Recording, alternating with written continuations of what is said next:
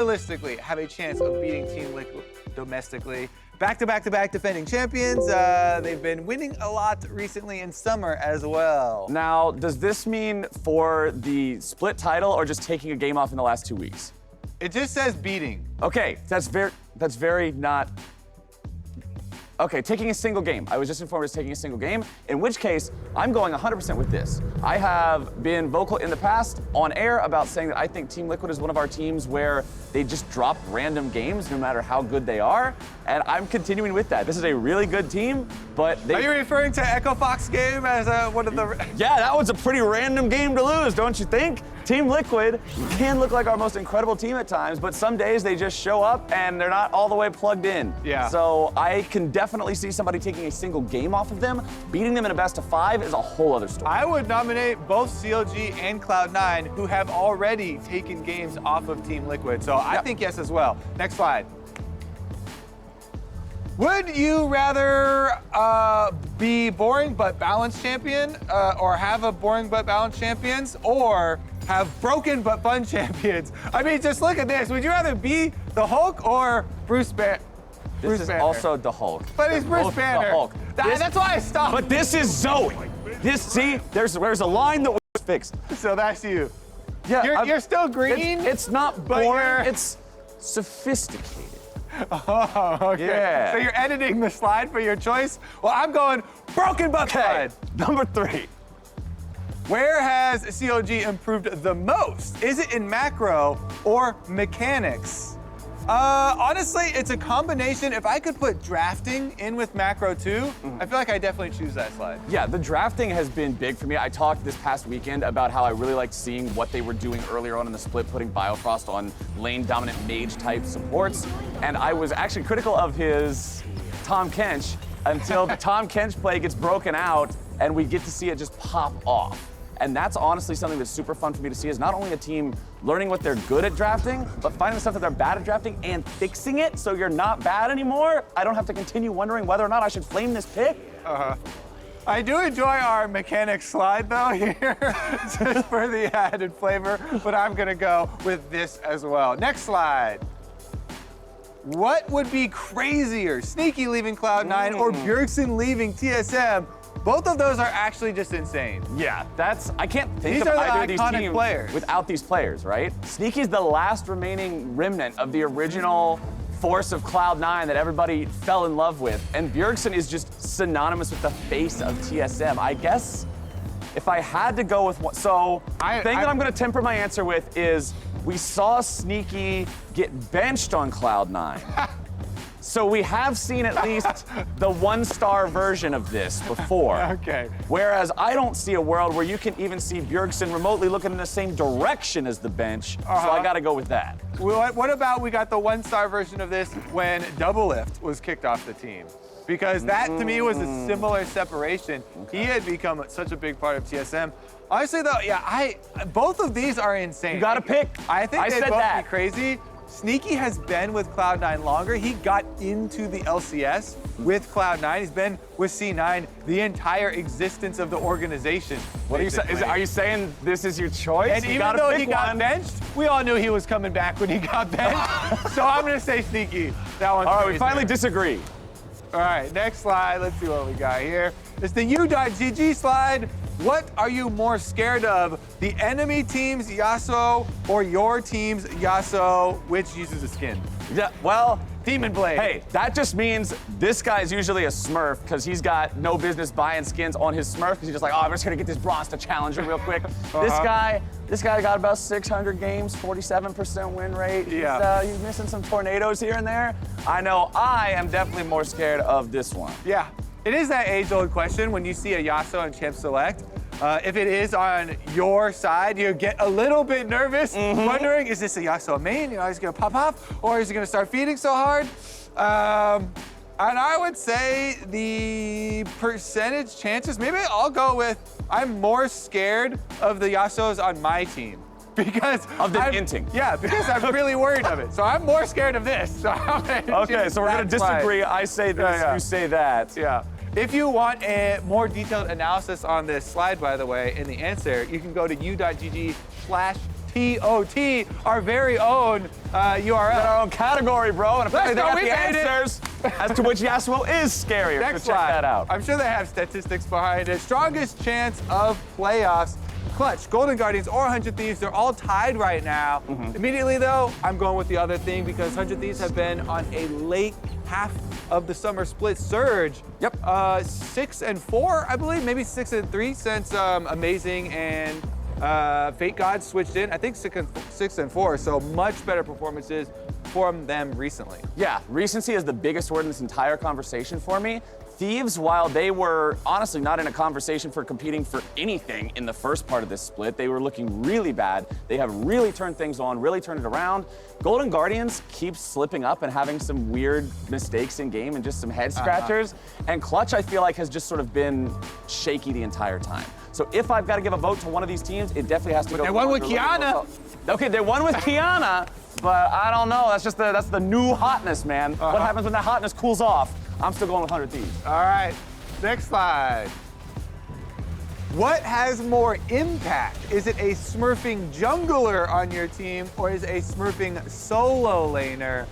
Really? You're gonna immediately go with jungler? As a jungler, I feel pretty well equipped to even deal with smurfing junglers, but solo lanes, if a solo lane gets out of control, it feels like you cannot retake, and especially the mid lane that's on their screen right here. So here's my experience with these guys. These guys are the easiest bait in League of Legends. All you do is let this guy get ahead. Oh, he's feeling comfortable. Oh, I'm 5-0, no big deal. I'll just go capture this Skarner Spire. Who's waiting in the brush nearby? Chad Skarner at 100 to 0 him. These guys are way easier to bait. These guys, sometimes they'll just win the game without even interacting with me because all my other teammates keep getting ganked instead. See, I'm more annoyed with this guy. I know most players are more annoyed with junglers because junglers go everywhere and they gank your lanes and stuff, but if you literally just look at the power of that role of the champion, mid laners, higher gold values, higher experience values. Because you're not building Chad. Stronger. You need warriors, Trinity forces. How you carry. I'm still going with mid lane. All Let's right, go we're next. disagreeing again. More likely to lock a playoff by Cloud9 or COG. This is the hot topic right now. Buddy. Tied up. All What's right. it gonna be? See, this is such a hard choice. All our blue logos are OP this split. COG just beat them if we're talking about recency still. CLG just beat them. I know that I gotta give points towards recency, but I gotta go the other side too, because this is one of our most historically successful orgs in making things like this happen. I can't ever count Cloud9 out. And I also think coming up to playoffs, we know how hard Cloud9 took their loss in playoffs in spring, where they lost to TSM in the full 5 games. I don't see them sleeping once we're getting towards playoff times this time. I think they want to lock in that bye. I'm gonna vote for Cloud9. Whew. I mean, I know Cloud9 had to deal with the licorice issue. They had Kumo in for a couple times. They're swapping a lot of stuff. They were sick at Rift Rivals, so that didn't look very good. So it has. So all the bad stuff's already happened. Yeah, maybe they Good got stuff on the horizon. That's all water under the bridge, right? But COG have started looking so much better, and as of this last week, I really have started to be convinced of the success that this team can have. Much faith now. When you start to believe, though, that's why it could crumble. Honestly, I think that it's so close. Since you're going Cloud9, I think we should even it out. All right. And I'll go all right, we'll keep it even all the way through. All right, last slide. What do we got? Why did Jet return? He got his Uter buffs, which actually were not buffs. They were overall nerfs to the champion. Technically, he But buffed they buffed Phoenix. the Jat kind of Uter. Yeah, exactly. And he only played Phoenix, so he buffed Phoenix, but it's still worse than the old Tiger. Or is it to help TSM in their time of need? Summer's about to end. They need to be successful. They need to climb to Worlds. Is he going to be able to make this happen? They needed their masked hero. They sent up the Jat signal. I would actually go with this because they actually are looking pretty rocky here. See, I don't know if he completed this mission because Udyr's not #1 jungler in the game. See, that's what's making me pause. It was Thinking of #1 Udyr for a jungler when he went there. As far as win rates for Platinum Plus, by the way, now he's not. So that's what I'm saying. This mission might not have been fully completed, whereas that mission, I mean, TSM, you already said it, man. They're looking shaky. He's got to do what he can. Voting with that. All right, me too. I love me some TSM Jat. If you want to see TSM chat, tune in this weekend to the LCS. He'll be there. We'll be there. It's a great time. See you then.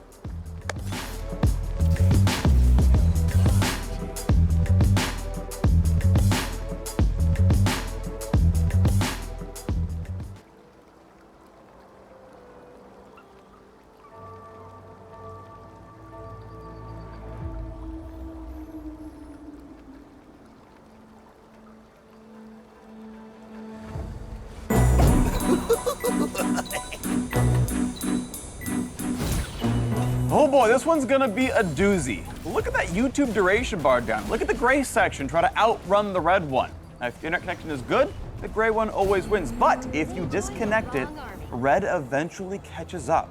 So be careful out there and protect the little gray bar. Patch 9.14 happened and it was absolutely huge. Twisted Fate got added to Teamfight Tactics. This isn't the first or last time I'm making that joke, so get used to it. Roughly 1 million things changed last patch, and it's going to have a profound effect on pro play. First, this patch was intentionally large. It seems the design team wanted to get one last shot at big sweeping changes to the game, and pledged to not have those happen directly leading up to regional playoffs or worlds, so instead, the last 2 weeks of LCS regular season and weeks 6 and 7 of LEC will be on this behemoth of an update, with smaller ones to come for the rest of the year. Now let's break this down into major chunks. A bunch of new mechanics got added to a few old champions. Blitzcrank and Renekton got shield killing. Blitz's ultimate and Renekton's empowered W stun now instantly pop all damage-reducing shields before dealing their damage, effectively adding hundreds of true damage to those abilities when picked as counters. We already see some Renekton in pro play, so I expect we see a lot more. Blitzcrank, unlikely. Kled got healing reduction added to the back half of his Q, and Katarina's ultimate now applies hers more strongly. People might consider Kled, probably not so much Katarina. Fizz and Leona got some interesting new mechanics by adding some flat damage reduction per hit to their defensive tools, making them potentially very good against things like Kaisa missiles and Corki's Gatling gun. After the first 5 days of the patch, there have been 2 total Fizz games by current pros in solo queues, so not happening, and Leona's a maybe.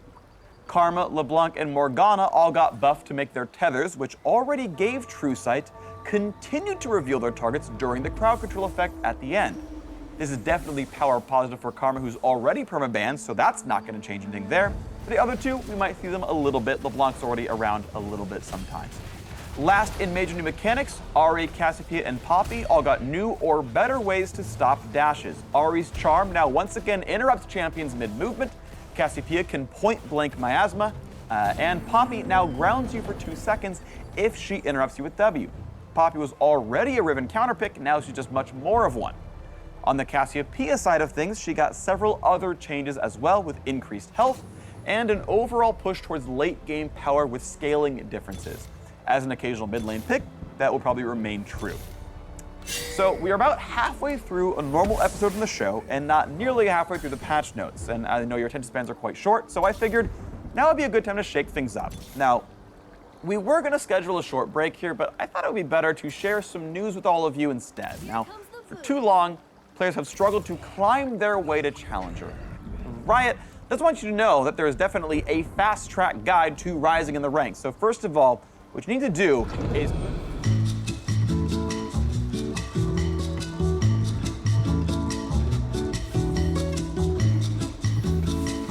and then you sit back and rake in that sweet, sweet LP. Any questions? Before you ask yes, the dab is required. All right, let's get back into it. So Akali pulled a rise and got herself a fresh rework. Her abilities are all mostly the same, but the big difference is that her Twilight Shroud no longer counts as obscurity. It's simple invisibility instead, meaning champions like Morgana, LeBlanc, and Karma, interesting, can all reveal her so that their teammates can beat her up and take her lunch money and then do it again when she respawns. Big deal there, otherwise she got some extra damage and durability. Aatrox lost a mechanic as well. He no longer revives through the ultimate. He instead got compensated with extra health regen and more lifesteal through the ult, so he's just fine as well. Sylas got a bunch more damage, but lost some very specific power. First off, Abscond Abduct Shield now only blocks magic damage. It's a pretty big deal in some matchups and the jungle. And second, and probably more importantly, his ultimate got a much longer cooldown, meaning you're not going to see 2 or 3 ults in a team fight anymore in late game. The next one we care about is Galio, who lost the ability to flash while channeling his Shield of Durand taunt, and allowed that spell to be cancelled by stuns and similar crowd control. In its place, he gained better mana cost and a bunch of damage on his passive and Q, which ends up being a buff to his mid lane and a nerf to his support role. He's certainly worse at engaging fights without his ultimate, but definitely a better overall fighter. Not to be outdone, Swain got significant changes as well. Every single ability got directly or indirectly affected, and it boils down to this. Swain permanently gains a max health every time he rips a soul fragment from an opponent, and his ultimate got a lot more consistent. So pro players have been putting a lot of games onto the Demon Bird General, including in bot lane. So I definitely expect we'll see him peeking his head out in the next 2 weeks. Finally, at least for this section, is Tahm Kench, who got yet another massive set of overhauls. Not to be confused with overalls, which would also be massive because Tahm Kench is very big. But as for the overhauls, he no longer stacks or deals bonus damage through his passive with Tongue Lash. And if he does stun you with Tongue Lash, it destroys all 3 stacks. So he'll have to build them back up if he wants to devour you afterward. He's also got less shielding, but more regen through thick skin. Finally, his Tongue Lash's crowd control was generally buffed through a mix of cooldown, slow severity, and slow duration changes. The data I'm seeing so far appears to be close to power neutral for support and a much needed nerf for top lane, so well done there. Now, let's rattle off the rest of the changes. Alistair, Aurelion Sol, Bard, Jhin, Nidalee, Pyke, and Ryze all got buffed, and we should expect to see at least a few of those faces show up in pro play as a result, most notably Pyke and Ryze.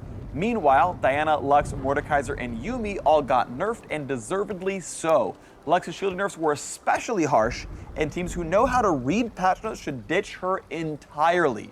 The other 3, still playable. Lastly, Jace, Kennen, and Neeko all got their early game damage nerfed and their late game damage buffed, hopefully making them less of lane bullies and taken more because of their late game teamfight contributions. None of those 3 gained or lost a whole lot of power overall, but I think we'll probably see some fluctuations in pick and ban as a result, and I'm going to say it's Jace coming out ahead and the other 2 coming out a bit behind. Okay, this leads us now to our last section of this show, which is this patch's pro play predictions. That's 4 Ps in a row.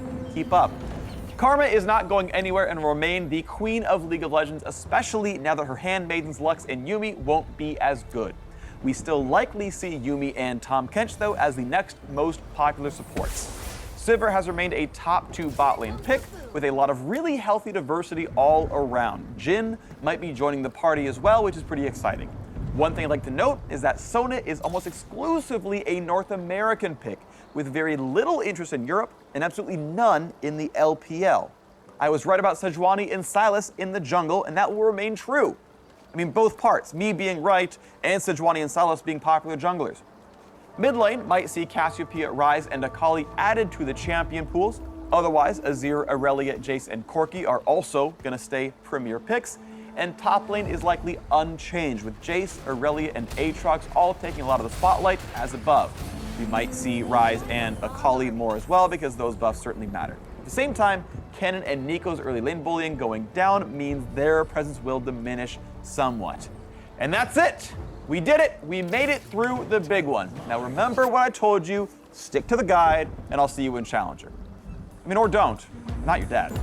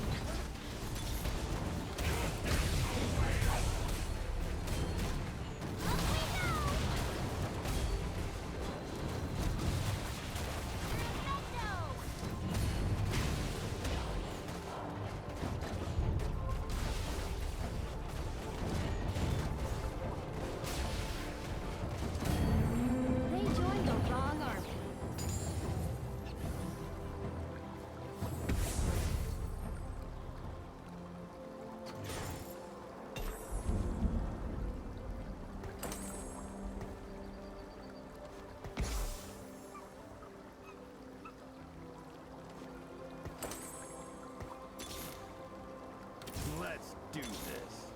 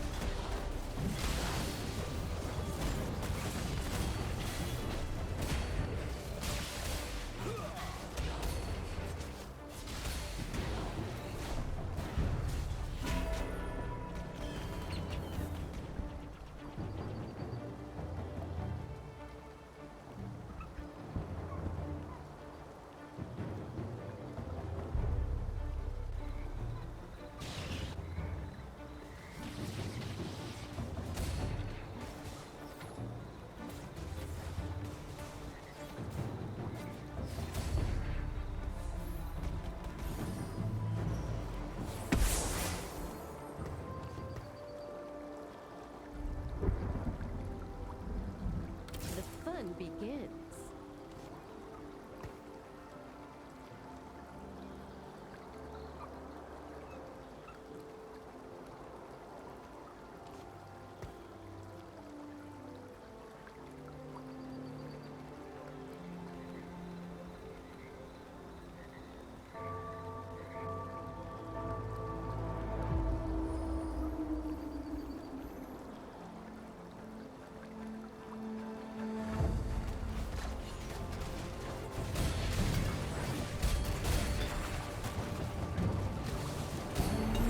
They joined the wrong army.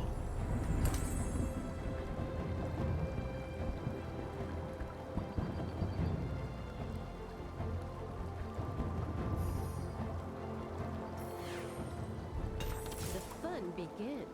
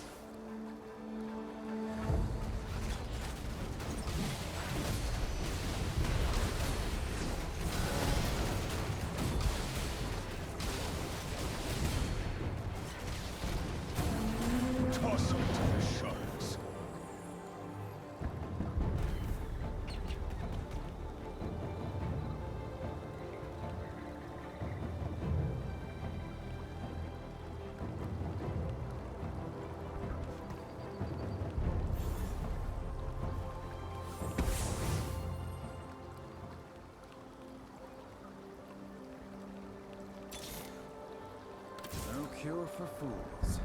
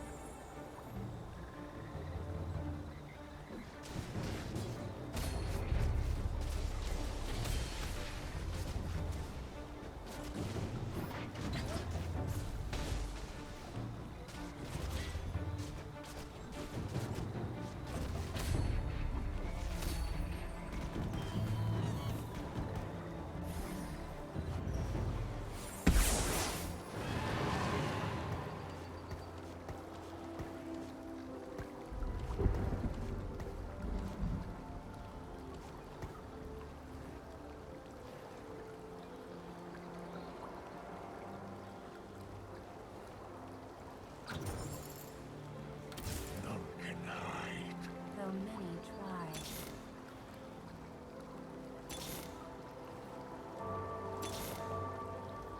This is where dreaming shines.